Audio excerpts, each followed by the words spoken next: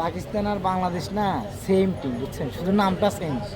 আসসালামু আলাইকুম সুপ্রিয় দর্শক, আমরা বাংলাদেশের জয় শেষে এখনও গ্যালারিতে অবস্থান করছি।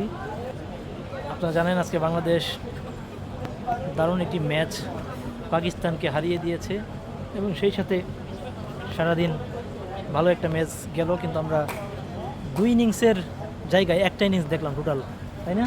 সঠিক সঠিক। এখন এখন এটা নিয়ে বিশিষ্ট ক্রিকেট বিশ্লেষক এবং বিশিষ্ট ক্রিকেটার ইঞ্জিনিয়ার মোহাম্মদ ফিরোজউদ্দিন, তার মন্তব্য কী?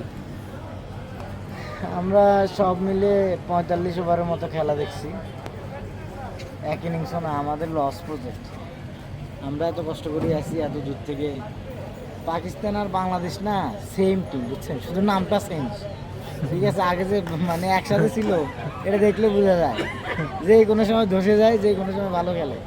অল আউট বাংলাদেশ 15 ওভারে জিতে গেছে, মানে থ্যাংক ইউ।